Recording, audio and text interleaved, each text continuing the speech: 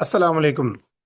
मैं मोहम्मद अजमल खान हूं और आप मेरा YouTube channel English with Ajmal Khan देख रहे हैं। ये मेरी पहली वीडियो है जो मैं खड़े होकर रिकॉर्ड कर रहा हूँ। ये मेरे लिए बड़ा न्यू एक्सपीरियंस है। मैं चाहूँगा कि आइंदा भी खड़े होकर वीडियोस बनाऊं। अच्छा, आज मैं बात करूंगा तहसीलदार रिजल्ट के ऊपर और एसटीओ पैरा के रिजल्ट के ऊपर। अमूमन पीपीएससी का जब भी कोई रिजल्ट आता है तो रिजल्ट के 5 दिन के बाद डीएमसीज जो होती हैं वो अपलोड हो जाती हैं फेल्ड कैंडिडेट्स की। तहसीलदार की फेज 2 का रिजल्ट भी आ चुका, एसटीओ पैरा का फेज 2 का रिजल्ट भी आ चुका। लेकिन 2 दिन पहले तक डीएमसीज जो हैं वो अपलोड नहीं हुई थी। तो 2 दिन पहले बल्कि कल तक जो डीएमसीज अपलोड हुई हैं तहसीलदार की और एसटीओ पैरा की, उसके नताइज जो हैं वो बड़े इंटरेस्टिंग हैं। नताइज कैसे हैं कि तहसीलदार के 4 पेपर थे। जीके का पेपर हुआ, उसके बाद रेवेन्यू लॉज का पेपर हुआ। दोनों पेपर ये एमसीक्यूज बेस्ड पेपर थे। जो लोग तहसीलदार जीके के पेपर में तहसीलदार की बात कर रहा हूँ, जीके के पेपर में जो लोग क्वालिफाई किए उन्होंने रेवेन्यू लॉज का पेपर दिया। उसमें जो लोग क्वालिफाई किए उसके बाद उनका इंग्लिश ऐसे और उर्दू ऐसे का पेपर हुआ। इंग्लिश ऐसे इन कंपोजिशन और उर्दू ऐसे का पेपर, यूं 4 पेपर हुए। तहसीलदार के 4 पेपरों के 400 नंबर थे। तो 400 में से जो ओपन मेरिट रुका, 254 लास्ट ओपन मेरिट था। ओपन मेरिट के ऊपर जो लोग, जो कैंडिडेट फाइनली जिसने जो सबसे एंड पे खड़ा था, वो 254 था। और इसी तरह लास्ट मिनॉरिटी कोटा जो था वो था 211.75, यानी कि 211.75। और लास्ट स्पेशल पर्सन कोटा जो है वो था 217.75। अच्छा, इसके अलावा एसटीओ पैरा के सिर्फ 3 पेपर थे। पहला पेपर जीके का था, दूसरा पेपर उनका इस तरह जो रेवेन्यू रिलेटेड लॉस थे उसका था, और तीसरा पेपर उनका इंग्लिश ऐसे का था। तो 300 में से जो ओपन मेरिट पे लास्ट ओपन मेरिट है एसटीयू पैरा का, वो है 179.25। और लास्ट मिनॉरिटी कोटा का जो ओपन मेरिट है वो है 154.50। और लास्ट स्पेशल पर्सन कोटा जो है वो है 153। अब मैं जो बात करना चाहता हूँ, एनालिसिस करना चाहता हूँ, और इस एनालिसिस से मैं असिस्टेंट सुपरिटेंडेंट जेल और डिप्टी सुपरिटेंडेंट जेल और असिस्टेंट रजिस्ट्रार कोऑपरेटिव सोसाइटी के जो कैंडिडेट्स हैं, अमूमन यही कैंडिडेट होते हैं जो कि तहसीलदार का पेपर भी उन्होंने दिया, एसटीओ पैरा का भी दिया, और इस तरह आगे असिस्टेंट रजिस्ट्रार कोऑपरेटिव सोसाइटी और इस तरह असिस्टेंट सुपरिटेंडेंट जेल और डिप्टी सुपरिटेंडेंट जेल की भी पेपर देंगे। मैंने एक चीज देखी जो कि एक कॉमन पैटर्न है कि कैंडिडेट्स के ना अमूमन जो जीके के पेपर में नंबर होते हैं वो 50 के आसपास होते हैं। 50 से 2-3 कम हो गए, 50 से 2-3 ज्यादा हो गए। ये एवरेज कैंडिडेट के नंबर होते हैं। जो लोग फेल हो गए, 40 से कम नंबर, हर पेपर में 40 नंबर लेना जरूरी है। और जो ओवरऑल 5 पेपर हैं, 4 पेपर हैं, या एस टी पैरा के 3 पेपर थे, तो ओवरऑल तमाम जो पेपर थे उनका मिला जुला के 50% नंबर लेना जरूरी होता है अगली अगली इंटरव्यू फेज के लिए या साइकोमेट्रिक फेज के लिए क्वालिफाई करने के लिए। तो जीके के अंदर कैंडिडेट्स का जो एवरेज स्कोर रहता है वो यही 50-55 रहता है। कुछ कैंडिडेट्स की मैंने डीएमसीज देखी कि उनके कैंडिडेट्स के जो जो जीके का स्कोर है वो 65-70 तक भी है। वो आउटलायर होते हैं, या वो यूं कह सकते हैं वो एक्सेप्शनल मार्क्स होते हैं। एवरेज कैंडिडेट्स के नंबर जो होते हैं वो 50-55 में होते हैं। ये बात समझ आती है क्योंकि कैंडिडेट जो है आजकल के इस महंगाई के दौर में लोगों की बहुत सारी प्रायोरिटीज होती हैं। अपने वो घर का ईंधन भी जला रहे होते हैं, घर का ईंधन का बंदोबस्त भी कर रहे होते हैं, अपनी लोगों के एक्सपेंसेस भी होते हैं, और जैसे हालात चल रहे हैं तो 50 मार्क्स तक, 55 मार्क्स तक कैंडिडेट्स अमूमन, जो एवरेज कैंडिडेट है वो जो नंबर ले रहा होता है।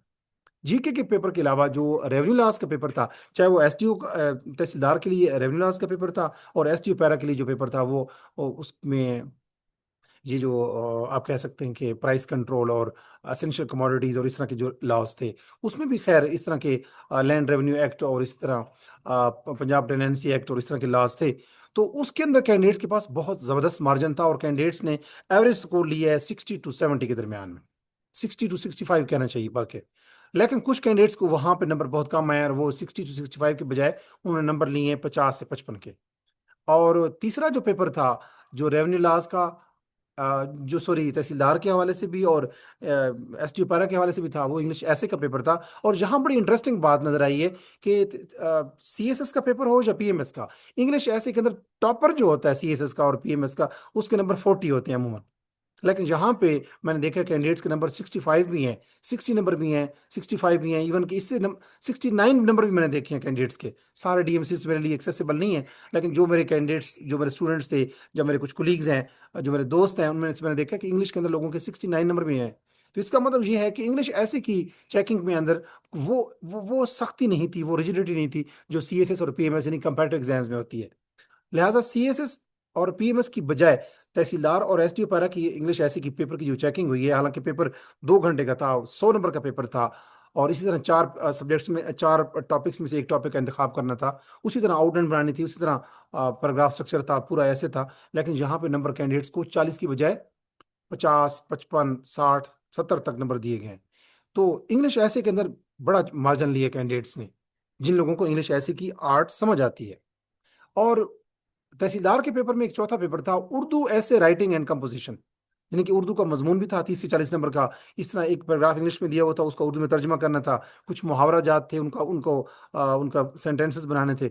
इसी तरह आप कह सकते हैं कि कुछ अशार भी थे, उनकी तशरीह भी करनी थी, और मुहावरात को दुरुस्त करना था एक्चुअली। तो उर्दू के पेपर में एक बड़ा आप कह सकते हैं अनकॉमन ट्रेंड था, और बड़ा आप कह सकते हैं कि मेरे लिए हैरानकुन भी था कि उर्दू के अंदर बहुत से कैंडिडेट्स ने कम नंबर लिए हैं।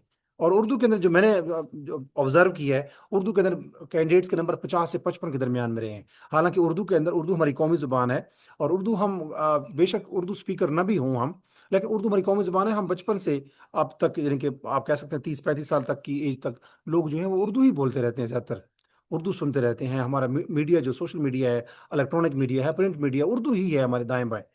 तो उर्दू के अंदर कैंडिडेट के पास मार्जिन था कि वो जहाँ पे 60 से 65 नंबर तक, 70 नंबर तक ले सकते थे। लेकिन कैंडिडेट्स के एवरेज मार्क्स आए हैं, जिन लोगों ने क्वालिफाई नहीं किया, उनके मार्क्स कितने हैं? 50 to 55। तो तहसीलदार और एसटी पैरा की डीएमसीज आ चुकी। अब उनका नेक्स्ट फेज होगी साइकोमेट्रिक, और एसटीओ पैरा का तो 17 मई को, 17 मई 2026 को, यानी कि इसी महीने की, आज मेरे ख्याल में 15 तारीख है। यस, आज 15 मई है, तो 2 दिन बाद उनका एसटीओ पैरा का साइकोमेट्रिक रिटन टेस्ट होगा, उसके बाद उनका ग्रुप एक्टिविटी का साइकोमेट्रिक टेस्ट होगा, और उसके बाद उनका इंटरव्यू होगा। तहसीलदार का जो साइकोमेट्रिक टेस्ट है और जो इंटरव्यू है, वो भी एक्सपेक्टेड है कि कुर्बानी के बाद, यानी कि बकरा ईद के बाद फौरन स्केजूल होने के चांसेस हैं। अब मैं बात करना चाहूंगा इन दो रिजल्ट्स की बुनियाद पे उन कैंडिडेट्स के लिए मैं बात करूंगा जो कि असिस्टेंट सुपरिटेंडेंट जेल और डिप्टी सुपरिटेंडेंट जेल और असिस्टेंट रजिस्ट्रार कोऑपरेटिव सोसाइटी के पेपर की तैयारी कर रहे हैं। Assistant superintendent jail, deputy superintendent jail और असिस्टेंट रजिस्ट्रार कोऑपरेटिव सोसाइटी का फेज 2 का पेपर अभी होने हैं, जिसमें इंग्लिश ऐसे राइटिंग होगा और इस तरह उर्दू ऐसे राइटिंग और कंपोजिशन होगा। तो उर्दू ऐसे राइटिंग एंड कंपोजिशन लाजमी, उर्दू को अपने घर की कोई ऐसी चीज ना समझें, बांधी ना समझें कि उर्दू अगर आप नहीं भी पढ़ेंगे तो आपको, आप क्वालिफाई कर लेंगे। अगर आप क्वालिफाई भी करेंगे उर्दू को 50 नंबर के साथ या 45 नंबर के साथ, तो उसको क्वालिफाई करना नहीं कहते। एक्चुअली मैटर करता है कि आप उसमें कितने नंबर लेके लीवरेज लेते हैं अपने आप को, यानी कि अपने आप को कहाँ, कितना अपने आप को मार्जिन से आप पास होते हैं।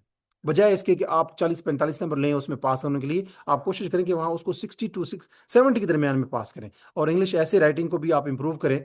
इंग्लिश ऐसे राइटिंग के अंदर ये जो पेपर होते हैं, assistant superintendent jail, deputy superintendent jail, तहसीलदार, एसटीओ पैरा, असिस्टेंट डायरेक्टर, इनके पेपर में ऐसे राइटिंग के अंदर 40 की बजाय आप 60 नंबर, 55 नंबर, 65 नंबर, 70 नंबर तक ले सकते हैं। तो इंग्लिश ऐसे राइटिंग और उर्दू ऐसे राइटिंग एंड कंपोजिशन के की आर्ट को सीखने के लिए, यानी असिस्टेंट सुपरिटेंडेंट जेल का पेपर हो या डिप्टी सुपरिटेंडेंट जेल का पेपर हो या असिस्टेंट रजिस्ट्रार कोऑपरेटिव सोसाइटी का आपका पेपर अगर आपने देना है, तो आप ऐसे राइट इंग्लिश ऐसे राइटिंग और उर्दू ऐसे राइटिंग एंड कंपोजिशन के लिए आप मुझसे रब्ता कर सकते हैं। मुझसे रब्ता करने के लिए इस वीडियो के पहले कमेंट के अंदर जो मैं पिन कर दूंगा, आप लिंक के ऊपर क्लिक करेंगे तो आपको एक पोस्टर नजर आएगा जिसमें मेरा व्हाट्सएप नंबर होगा। अगर आप मुझसे रब्ता करेंगे व्हाट्सएप के थ्रू, तो आप मुझसे इंग्लिश ऐसे राइटिंग और उर्दू ऐसे राइटिंग एंड कंपोजिशन के लिए कोचिंग भी हासिल कर सकते हैं। और अगर आप ऐसे राइटिंग, अगर आपको लगता है कि आप उर्दू ऐसे राइटिंग और इंग्लिश ऐसे राइटिंग में बेहतर हैं, तो आप अपने इंग्लिश ऐसे राइटिंग, उर्दू ऐसे राइटिंग के पेपर्स की अपने इंग्लिश ऐसे लिख के, उर्दू ऐसे लिख के, उनके आउटलाइन लिख के आप मुझसे एवेल्यूशन भी करवा सकते हैं। अपना बहुत सारा ख्याल रखें। मैं अपनी आने वाली वीडियो में एक नया थीम के साथ आपकी खिदमत में दोबारा हाजिर हूँगा।